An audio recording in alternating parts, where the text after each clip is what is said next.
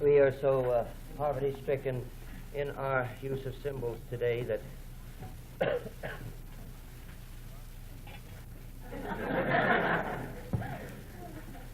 thank you.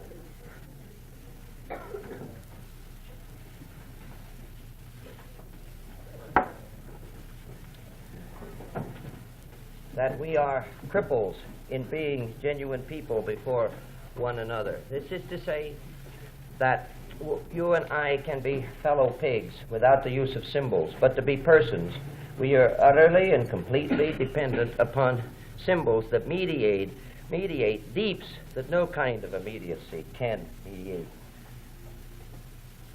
How can we recover this?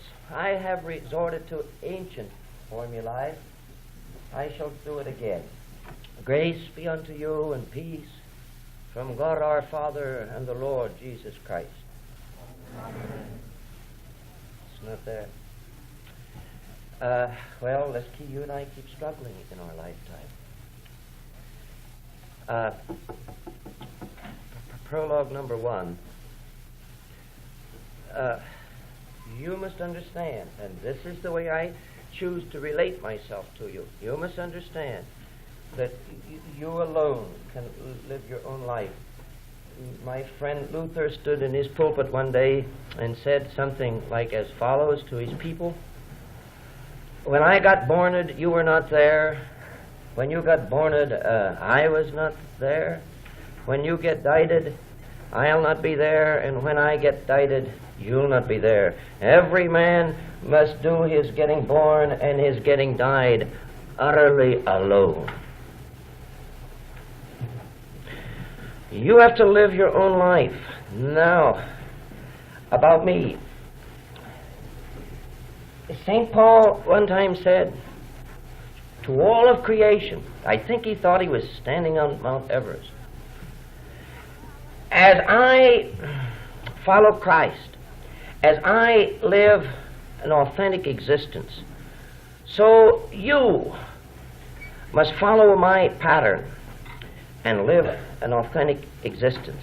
As I reflect Christ, he said, so you reflect me. That, I wish to say to you, is exactly my stance in the world. As I follow Christ, so you follow me. That's what I mean to say to you. As I drool with authenticity and integrity, so you follow me as your example. That's what I mean to say to the world. And I mean to shove that at you and the world so hard that they not only understand with their mind, but with their bowels, that every man must do his own living and do his own dying alone. Prologue number 3 has to do with what we're doing here. And I must say to you, yesterday I let loose my pistol and it misfired. It came back and exploded in my face. The reasons for it, I don't need to rehearse now. Therefore, this morning, I just want to go to the blackboard and back up and go forward at the same time, doing 3 or 4 different things, and we'll see whether or not it explodes backwards again. But before I start, I have my poetry, which Lawrence and I wrote. Oh, you two together. Tell you, he never produced these things I produce out here. We're a team. And so also with my friend John, I don't know his last name, he and I wrote a little bit of poetry here that I want to read next. As we live, and I wish I were an actor rather than a ham. But I tell you, words just fascinate me. And if you ever notice those good short Anglo-Saxon words have whole universes in them, you have. All right, I didn't think that you were that kind of a girl at all.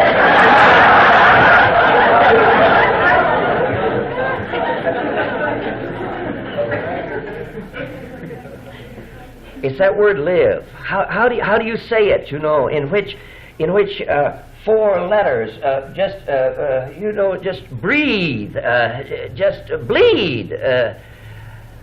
As we live, we are the transmitters of life.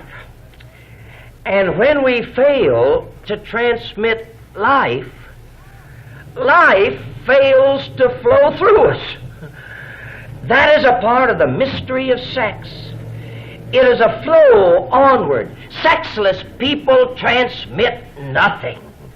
And if, as we work, we can transmit life into our work, life and still more life rushes into us to compensate, to be ready, and we ripple with life through the days. Even if it is a woman making an apple dumpling, or a man a stool, if life goes into the pudding, good is the pudding, good is the stool, content is the woman with fresh life rippling into her, content is the man. Give and it shall be given unto you is still the truth about life. But giving life is not so easy. It doesn't mean handing it out to some poor, mean fool, or letting the living dead eat you up. It means kindling the life quality where it was not, even if it's only in the whiteness of a washed handkerchief. You like that?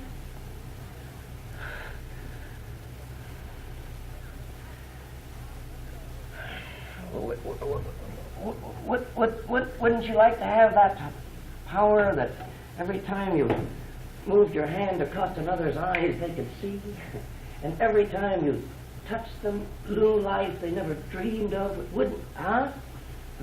Well, damn it, you got to be alive to do that. To unstop those ears. Huh? To unblock that tongue.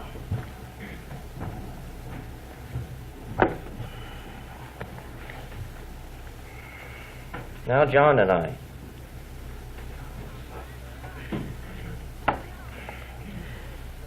Sometime later came one of the feast days, and Joshua went up to Jerusalem. There's in Jerusalem, near the sheep gate, a pool surrounded by 5 arches. And under these arches, a great many sick people were in the habit of lying. Some of them were blind, some were deaf, some were lame. They used to wait there for the moving of the water. For certain times, an angel used to come down into the pool and disturb the water. And after the disturbance, the person who stepped into the water first would be healed of whatever he was suffering from.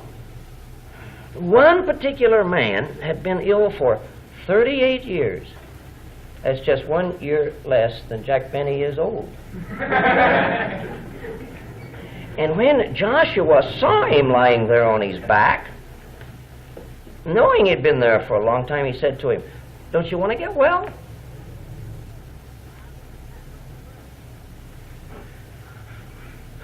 "Sir," replied the sick man, "I just haven't got anybody to put me in the pool when the water's all stirred up. While I'm trying to get there, somebody else beats me to it." "Get up," said Joshua. "Get up.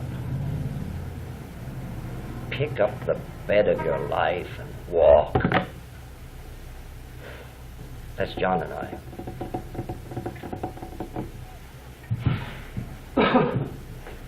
I want to deal with the Christ event, and secondly with the Christ story, and thirdly with the Christ drama. That's what I want to try to do very quickly. Now, yesterday I was attempting to talk about life in terms of what I call the edge of life.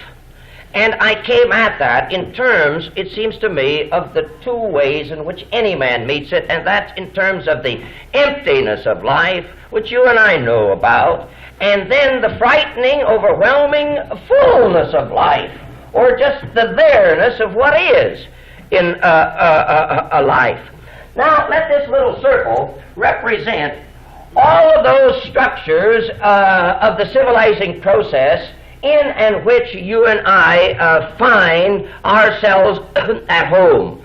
Yesterday I talked about that life situation in which you and I get shoved to the very perimeter of the total context in which any man can find himself rooted in significance, that edge of life. Now within here there are all kinds, of course, of complexes, little games. This is to say that the man who knows what you and I know knows that every man lives by faith in some God, in something that bestows significance on his life. If it isn't mama, then it's gold water. And if it isn't gold water, it's liberalism.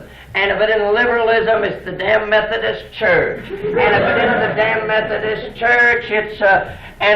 you see, 50 years ago, people raised the question as to whether or not there's a God. That kind of a question is as anachronistic as most anything. You always spot a guy who either is fleeing from life or is naive beyond almost wanting to pay any attention to him when he raises the question of, is there a God?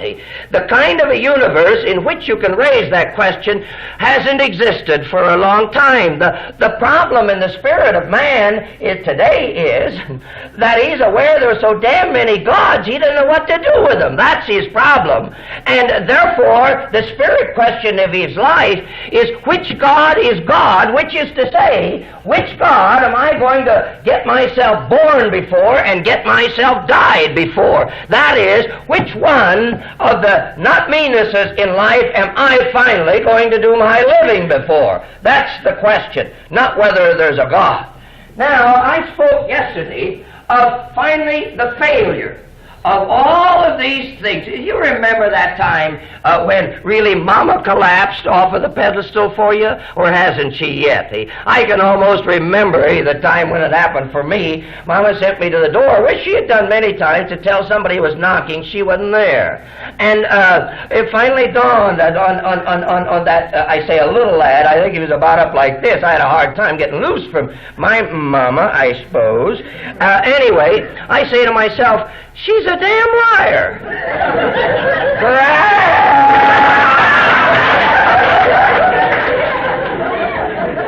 And of course, the amazing thing for you who are still in diapers, when Mama cracks and therefore is delivered from the phony universe you stuck her in, because, mark you, my Mama always was a damn liar. I mean that she was a creature. She was a temporality. The worms... they're going to polish her off just like they did Plato or Kant. When this happens, there you've got a genuine hunk of flesh and blood you can relate to. Do you understand that? I tell you, it doesn't always, happen so dramatically. As a matter of fact, it didn't for me. I being an upright Methodist clergyman, to say nothing of having been conditioned in a moralistic type of childhood, used to hide from my Mama that I smoked. And it became finally ridiculous, because Mama knew I smoked, and I knew I smoked, and I knew that Mama knew I smoked, and Mama knew that I knew that she knew that I knew that she smoked, and hell, it got... And I was going along, I was bigger than I ought to have been. I was going along one day driving Mama in a car, and I say, it's now or never. And I say, now, Mama, you're pretty old now, aren't you? Yes, I'm old. You're not going to live too long, are you? And she says, well, likely not. I said, well, isn't it time that you and I really become human beings before one another? And she looks at me, she never knows what to expect. And, So I say, now, over there in the glove compartment of my cigarettes, and I think you ought to be the one. He handed them to me. And she looked at me for a little bit, and she reached over and, got the... I tell you, Mum and I, we've been new people ever since. Do you grasp this kind of thing? Well, shall I rehearse the collapse of Methodism? Hey? Huh? Shall I collapse that awareness when you finally become aware of the fact, that the Methodist Church wasn't always here and will not always be here, and when you see that, it's already gone forever and never. It's already gone. It no longer could ever be the meaning of your life. The crack has taken place. The pedestal is broken. And when you see that United States of America wasn't always here and isn't always going to be here, it's already gone and forever. Do you understand this? Which is to say that I'm working up here to this edge. When you see that everything that is in that same predicament. Do you get this? That everything passes away. That your most favorite theologian, I used to think when I was down at Perkins, that once a year they ought to get all of the faculty up on the stage and have them turn sideways, and then they strip stark naked for the student body so that they could see our pot bellies and our flabby muscles, and that therefore they would never take us serious ever again as anything except human beings that the worms would eat, like they have eaten every theologian in the past. Do you get that story? That's what I'm talking about by the edge of light, where lucidity breaks in. Period. Now, what are you up against? I don't know what you're up against. You don't know what you're up against. And nobody else ever knew what they were up against. As a student used to say, well, I'm just up against a great question mark. I had another student who said, I'm just up against what the hell? Any name you put on it, that's it. The great mystery. The great mystery. And in that awareness, you become aware, therefore, that your basic relationship which constitutes you as a person is the relationship to the great unknown and unknowable.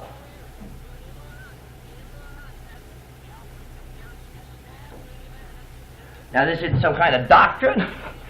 It's not some kind of philosophy. Hell, it's just the way life is. And at this point, the only real decision anybody ever had to make sticks up its nasty head. The only real decision anybody ever has to make sticks up its head. And that's finally how you're going to live your life and die your death. And you get but one chance, not two. If I'd have been God, I'd have given everybody 2 times round so that they could have played with the first, and then the next time come back sober. That's not the way things showed up. Now, it's exactly at this point, and only at this point, that the question of God in depth is ever raised. If you're sitting around here nursing off of Mama, Methodism, Plato, Tillich, Matthews, Goldwater, Kennedy, if you're suckling off of any of these, you have never raised the question of God, not of God. It's raised only here. And it's only at this point where the question of God is raised for you. I mean the question of God is raised for you, that the Christ word has any relevance whatsoever. The gospel of Jesus Christ has no meaning. It's like it's like See, when you stand here, when you stand there, then you become aware of the relevance of what we symbolically call the Word. Now, let's see if we can make this practical for just a minute. You've met my wife a little bit. She's literally the wrath of God upon me because she knows where my gizzard is. I was sitting at breakfast this morning with a very bright, scrubbed behind the ear young man in our group who was slopping over with sentimentalism. So I thought I would test him out by having him tell me where the gizzard of a man across the table was. He failed the test something colossally. Well, my wife knows where my gizzard is. I mean, if the gizzard in man is the illusion-making faculty, she knows more about my illusions than anybody in this universe. And at times, she waxes bold to stick a knife in him. That's why she's the wrath of God upon me. But the wrath of God is always God's love. Not that God's love comes sometimes and His wrath sometimes, or His mercy comes after His wrath. No, no, no. His wrath is His mercy. That is, you haven't the slightest chance of being other than who you are until some over againstness in life takes you and shakes you till your teeth rattle. For only when you die do you live. I say my wife is the wrath of God, who's always calling into question my illusions. I remember a student that I had one day who said that he came home to his wife after having a great theological dialogue over in the library with some of his colleagues, and he came waddling home in the image of being really an on-the-edge theologian, only to be met at the door by his frau, who pulled out her hat pin and very quickly reminded him that he was not a on-the-edge theologian. He was a 30-minute late babysitter who was supposed to have been there so she could go to the store. Do you understand my picture? Now, when these negations move in, sometimes in these negations, sometimes I am hurled out to the edge where I see the naught before everything, but not always. And especially as I grow more sophisticated and more lucid, it's really harder to get to me. You see, the moment that somebody moves in on your life, you have to kill them. You know that, don't you? To protect yourself. Now, there's laws against literally slitting wives' throats. They put you in gas chambers for things like that. So us subtle people, we learn how to destroy and kill with kindness or, in subtle. I remember I had a group of students out to my house one night, and we were sitting around, and I was just scintillating all over the place. And Lynn stood up and started out and said, "Joseph, I will see you in the kitchen." Now, when my mama or my wife calls me Joseph, I feel guilty to begin with. I know I've done something wrong. And so, without knowing how I was threatened, I was already sharpening my knife. And I moved toward the kitchen and started out. "Lynn, you can't do this to me. Tomorrow I'm their professor. I've got to stand up and be their professor. You can't humiliate me by ordering me around in my house like this." She says, "Joseph, women were given weapons. They've used them all their life, and they're damned effective. And sooner or later, if you're going to live with one, you're going to come to terms with them. You get that picture, too, I suppose. Well, and I have other ways, like, well, I don't care what I did. I can name things that you did that were worse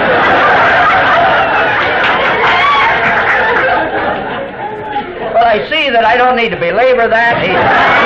You're more skilled than I am. But when, so to speak, I can't succeed in destroying, mark you, at this conference, I tell you, I'm just a ready-built scapegoat for you. You know, because I'm eccentric to begin with. You can write Matthews off as a crackpot, as an oddball. I've just given you the tool, haven't you, huh? Well, I'll expect some letters of appreciation. They usually start out, "Dear Brother Joseph, you are a horse's ass." That's the thank you letters, that I get with this. But when you are not able to destroy the intrusion in your life, you're thrown out here to the very edge, where you see the collapse of the collapse of the collapse, for there you stand utterly naked, without any justification, without any excuse for having showed up in history. I say it's at that point that the Word becomes relevant. Now, this Word, it seems to me, in terms of what happens to me, first I experience as a seizure, and secondly I experience as an offense, and thirdly I experience as a decision, a deadly decision, I might add there. And what I mean by that is that in those moments, a word that is latently in my memory breaks out of my latent memory into my active memory and addresses me.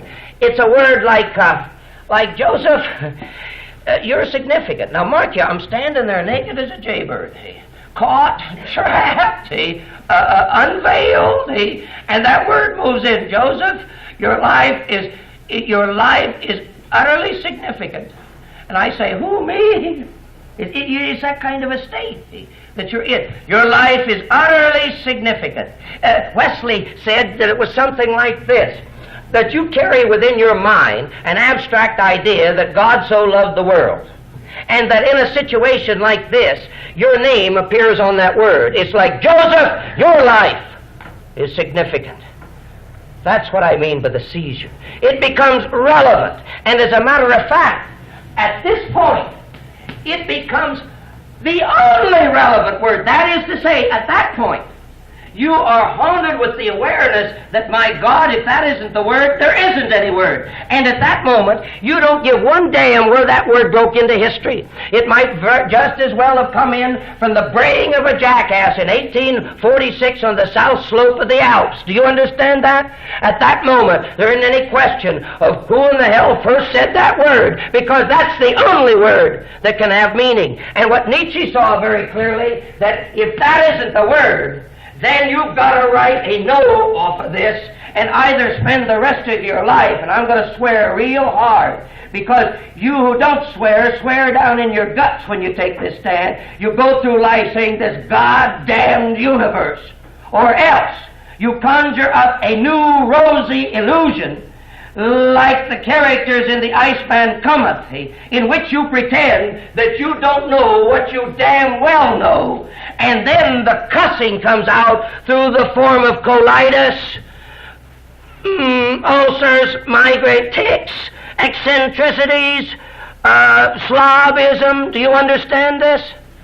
At that point, wherever that word came from, it is the one word that has relevance. That's what I mean by seizure. But there's a sneakiness in this seizure. Let's say that here I am seized by that word as that which has possibility for my existence in the deeps.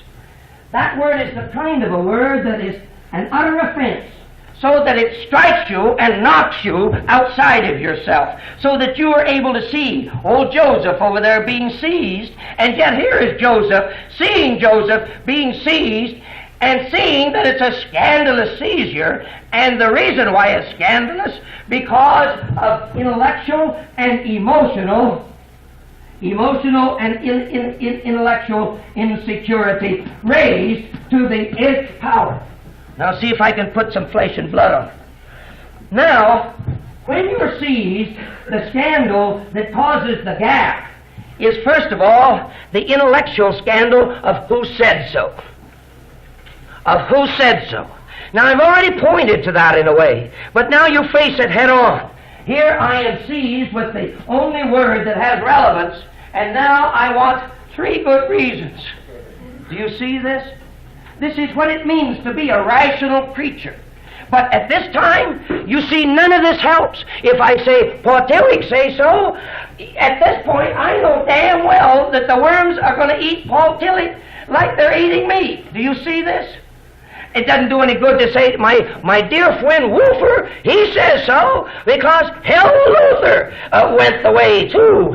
It doesn't do any good to say, the Bible say so, because that's exactly the problem. And certainly it doesn't do any good to say, my eschatological hero, Jesus, he say so, because the very problem here is, who in the hell is Joshua? Do you see this? And if I give you 3 good reasons why A is better than B, then you aren't interested in A being better than B. You're interested in where in the wide world does a guy get 3 good reasons. You see this.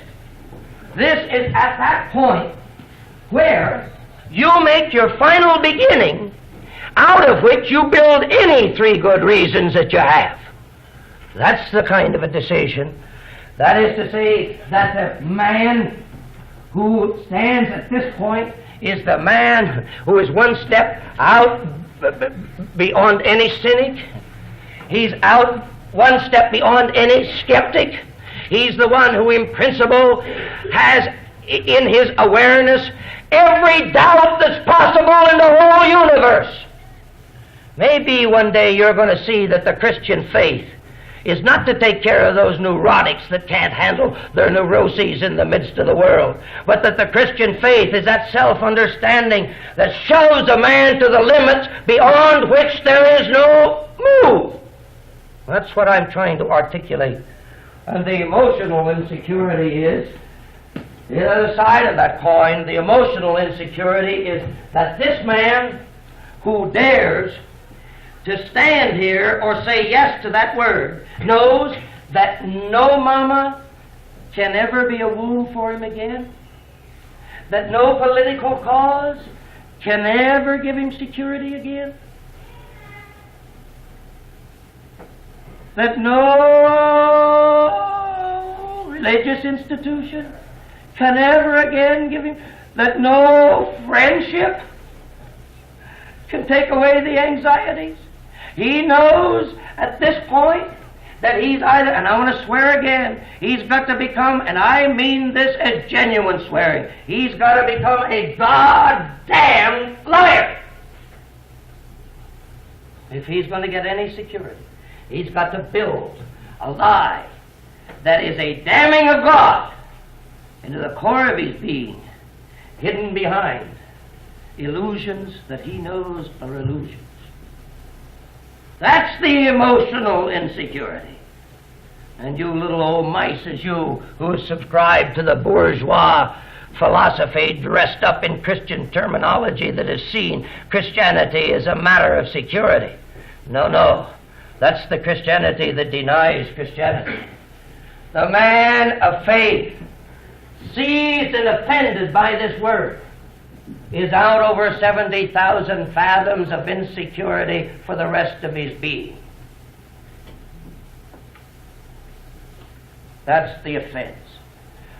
That's why that nobody ever heard this word, save their life collapsed to the bottom. And then the third part of the analysis of the dynamics of faith is the decision. And I mean here a decision. I mean a decision out over nothing. I mean the kind of decision that doesn't have 3 reasons for deciding. I mean the decision that has nothing as a basis for deciding. I mean the kind of decision in which the decision itself is the gamble of your own existence, which goes around the clock once. It's the kind of a decision in which your guts are the guts of the decision. Which is to say that the word never comes to a person as truth. Good Lord, no, that's the problem.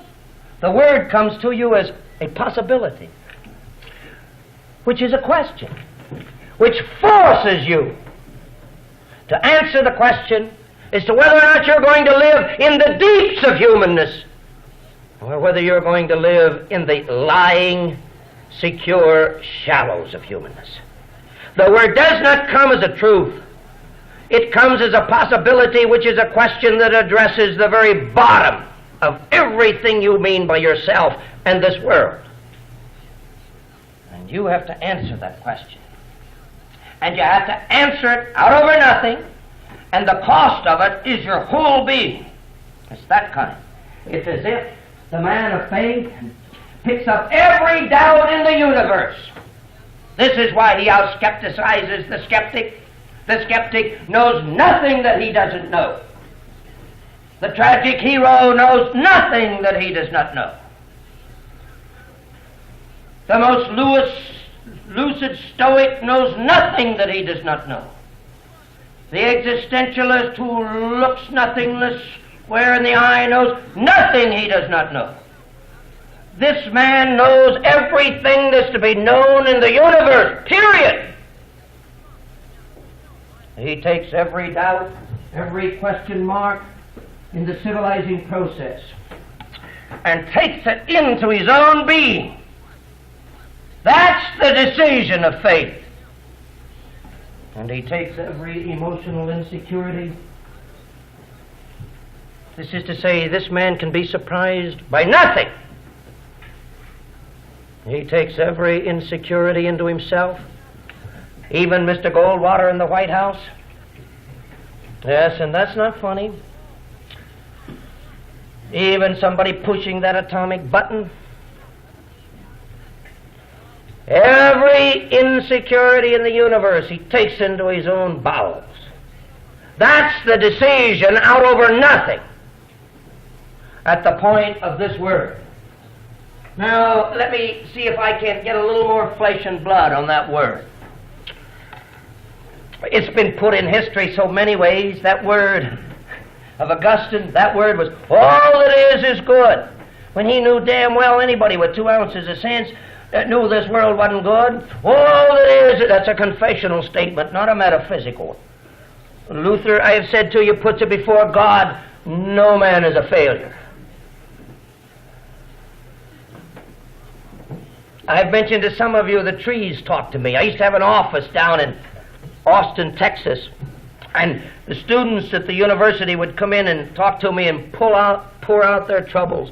And I tell you, the students at Texas really had bellies full of problems. And I'd sit there and listen to them like I'd never heard things like that my whole life, until it got so damn painful that all I could think of was my own problems. And when I got to thinking about my own problems, I'd sort of turn away just a little bit, trying to pretend I wasn't hearing a damn thing they said. I was just consumed with my own problem. And then I'd look out that window, and across the street there was a tree, and that tree was a friend of mine. Now, it was a strange old tree. You know, in Texas they have cyclones or whatever they call them, and some of the limbs of this tree were knocked off, you know, and there was a great big gash down through its its trunk, and they had that black stuff patching it up. It wasn't long for this world, and the students would come by, and they would pay no attention to it, and even faculty members would walk right by that tree, my friend, and literally ignore it.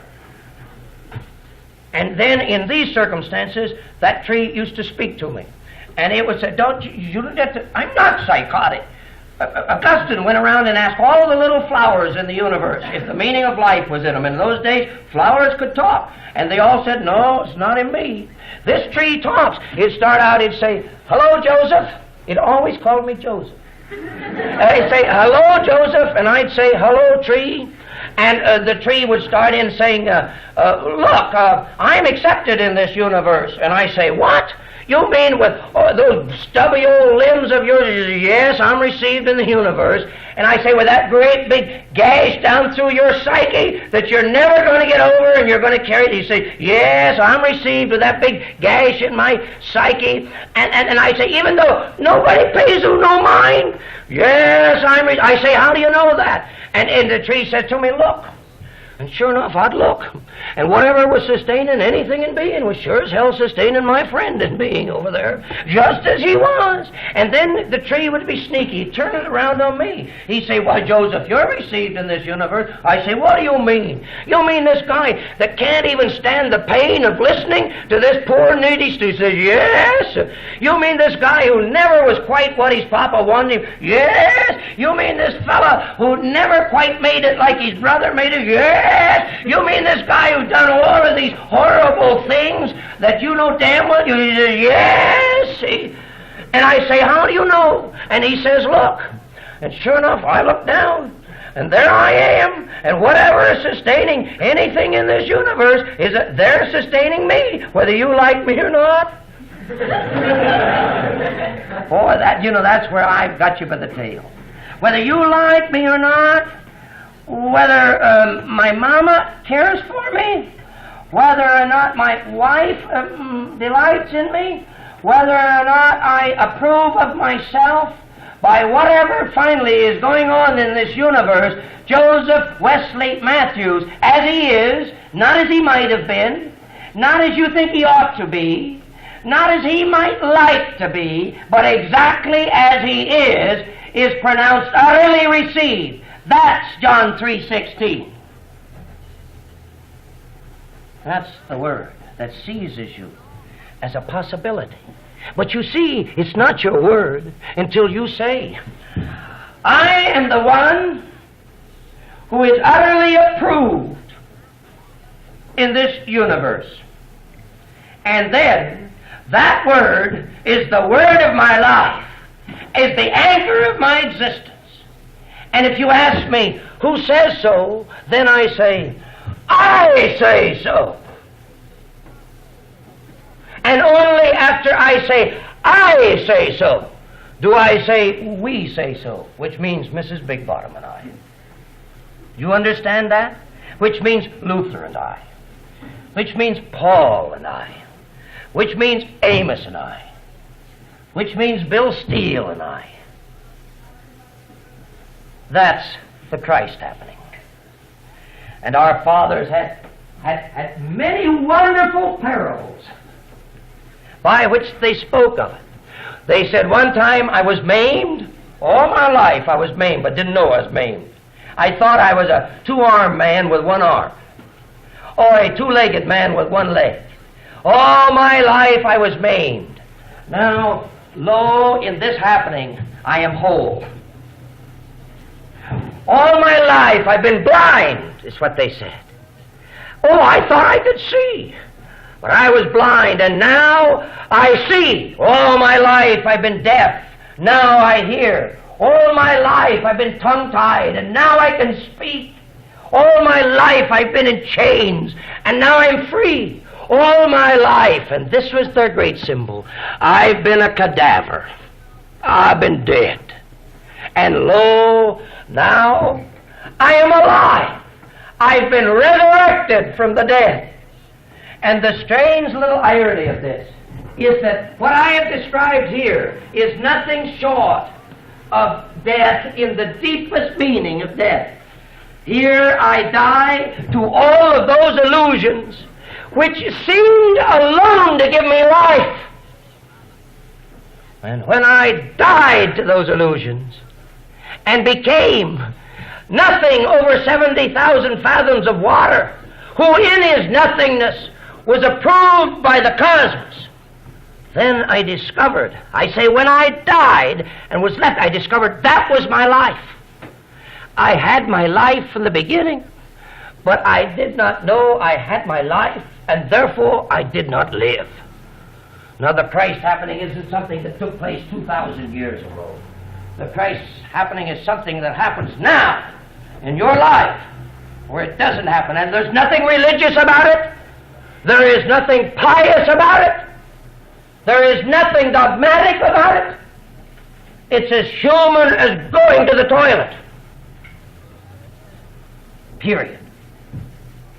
Now, your next question, and mark you, this is your next question. This was your first question. Your next question is, how can these things be?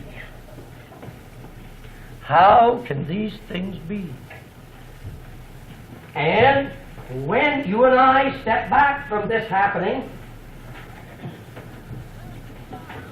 and try to think and talk about it,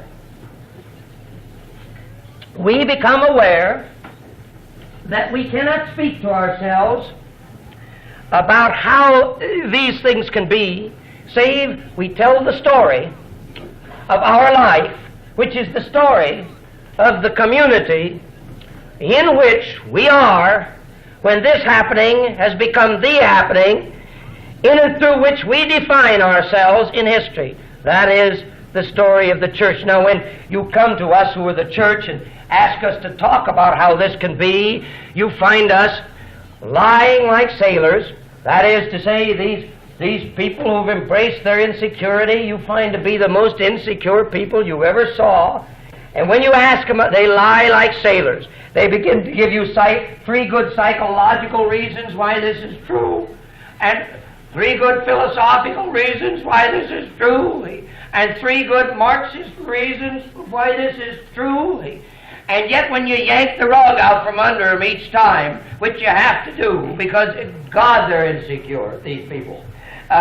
When you yank the rug out and you drive them into the corner, and finally you get them squatted down there with their head between their knees and their hands over their head, they'll finally say, all right, I'll tell you the story of my life.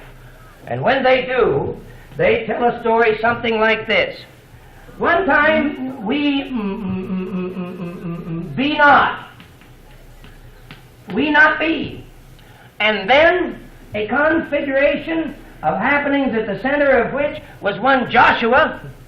I say a configuration of occurrences occurred, after which, here we be. Do you see that? They say, at one time in history, we had no being. And after a configuration of circumstances, here we be. It's sort of like the Revolutionary War. If you ask us who we are, and we finally tell the story, we say, well, one time we were not, and there was a complex of circumstances that we loosely refer to as the Revolutionary War, after which, here we is. Here we is. Now, at the center between the not being and the being, I say,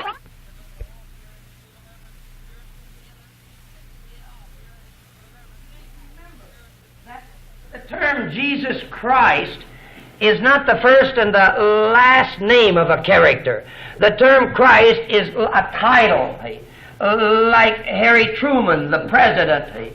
So you have Jesus plus the Christ equals this happening or event. And this Christ is the significance for human existence. What I'm trying to say is that in and about some Joe Blow, about whom we know next to nothing, a new significance in terms of grasping what it means to be a human being apparently belched into history.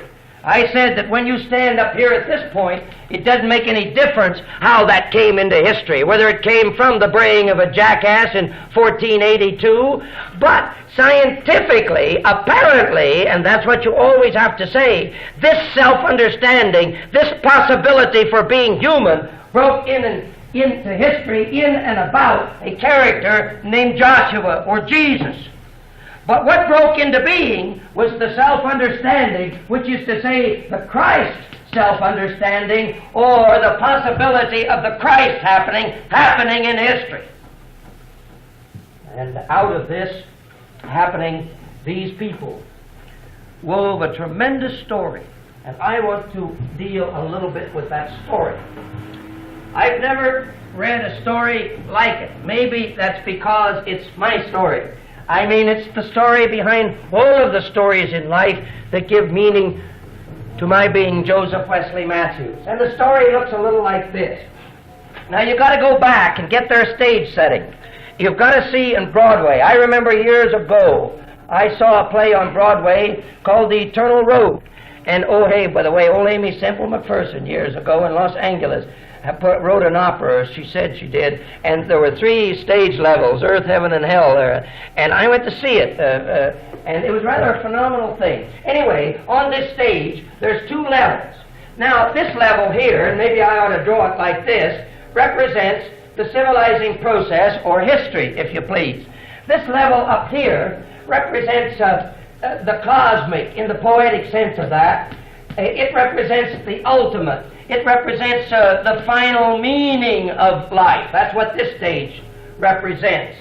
Now, these strange people, the church, to whom this thing happened, this new self-understanding, this awareness that they had divine permission to be human beings with all of the creatureliness that meant, these people built 2 basic symbols.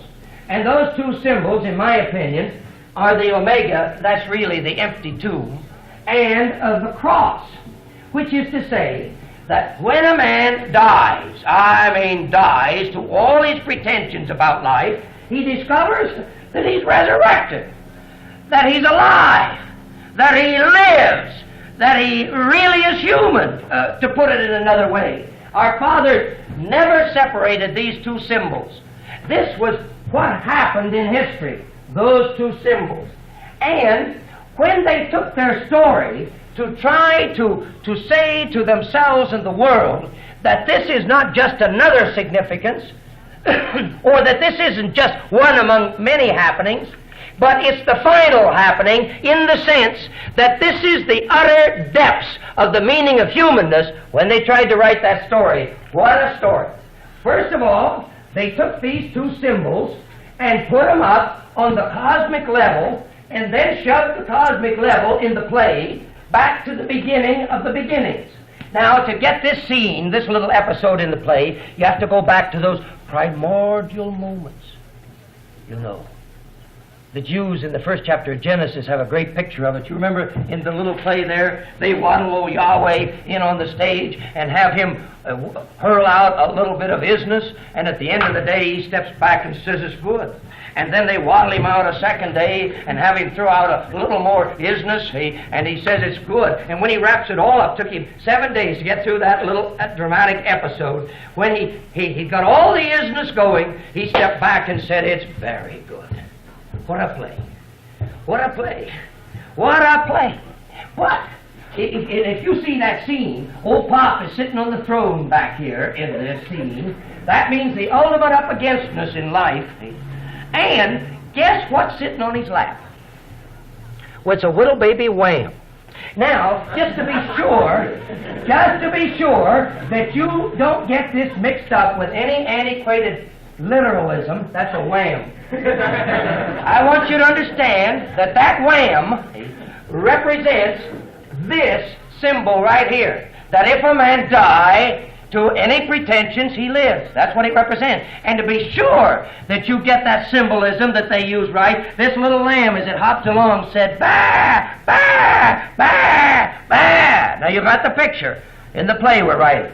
And this little lamb, back in the primordial moment, was sitting on the lap of the Papa. What a play. And guess what? In this play, the little old lamb is the one who hurled into being all isnesses. Do you get that picture? And in this, our papas were saying that this self-understanding is the cosmic self-understanding that was there from the very beginning. Whatever that means mythologically. And you and I haven't the foggiest, because it's a mythological concept. Now, let's go to the other scene of this play. Golly, this ought to be on Broadway, I think. Now, this is the pre-existence of the Christ happening. Now we go to the post-existence. And when the play wraps up, what time is that? Is it? When the play wraps up, and history is all rolled up, whatever in the hell that means, you got the old Papa, of course, sitting on the throne. But guess who's on his lap? Why, the little lamb is on there. And guess who is the one who gets to say whether this whole play was good or bad? Guess who? The wham gets to do that in the play. It's a wham that was slain before the foundation of the world. And it's a wham that's still dripping with blood. And the wham is the one who decided what the play was about. And it's the wham alone who decides whether the play was good. Can you understand this? Can you understand that? Do you understand why, for me, it's a matter of utter life and death that I live in the Word, that I have cosmic approval, that I live in the Christ Word? Nothing religious about it, nothing supernatural about it, nothing philosophical about it, nothing dogmatic about it. It's just the way life is. Now, you've got a couple of tremendous little transitional scenes in the play. First of all, they had to get the lamb into history. They had to get him into human form, so that he didn't say, bah, bah, bah, but so he said, I am the way, the truth, and the life. And they had to get the eschatological hero in. Now, They did it through that tremendous scene, the virgin birth. When you like to put that on, huh? When you like to put that on there. If it were in our day, of course, it would not have been that. How would we have gotten the little lamb in? Come on. We sure wouldn't have done it by the virgin birth, my God. Flying saucer. Oh yeah, a flying saucer. That's right. He wouldn't have been a little lamb. He'd have been a little old green man from Mars. Do you understand that? We didn't write the play. It was written long ago. That's the play with the lamb. Anyway, here he was, hurled into being on a virgin. He wrote a virgin in. Well, this is to say that you no more could get along without the episode of the virgin birth in the play than you could fly to the moon. Yeah, that's pretty good, fly to the moon. And then they had to get him out. And I sort of like the way they got him out. I like this better over here. Seemed to me a little more drama in it. You know, when I was a little boy, I lived in Ada, Ohio. And I went to Sunday school one day, and they had that picture of the Ascension. And you know, they've got this guy about halfway up in the picture. He's on his way. And I came home that afternoon and went out to the edge of Ada, in just a little knoll, and you may think I was crazy. But anyway, I tried it, and I never made it. But I was trying to say, what the hell? Well, I never made it. But this is a tremendous scene in which I go out this way. The meaning of existence beats the rap of the worms, and that's all that beats the rap of the worms. Do you see this? Now, the real question is, what in the devil does this play mean for Joseph Wesley Matthews? Here's the self-understanding that was the Christ, in the sense that it was the cosmic, and it was Jesus. This was the earliest creed. Jesus the Christ, our Lord, and it was the Lord, which is to say that this community bowed its knee before this self-understanding, and the virgin birth pointed to the Lordship, the early scene to the Lordship, the ascension to the Lordship, the post-existence to the Lordship. But what does that mean to this unique, unrepeatable fellow in the 20th century? Well, whatever else it means that when I dare to receive the negations of my life and appropriate afresh the word that I am received, that is to say, when the word intrudes in the flesh of my concrete situation, when the incarnation takes place for me, in that moment I become aware afresh that from the beginning that word was over my life, even though I never heard it. That is to say, my whole memory is reconstructed, including the times that my papa beat the daylights out of me for not shelling beans as fast as my brother. Do you understand how that scarred my being? And can you understand how I'm not over it yet? And can you understand that something has happened to it because at least I can talk about it to myself? Can you understand that I am enabled to say that which is obviously is not good is nevertheless good, that it's mine? That all my life I have been an utterly approved man. From this moment I know it. But not only do I have a memory, I have a capacity to anticipate. That is to say, shove into the darkness of the future. And when I'm able to receive my life as significant, then I am able to grasp, first of all, that I haven't the slightest idea of what the future is going to be. I may be dead in 5 moments. I may have one leg tomorrow.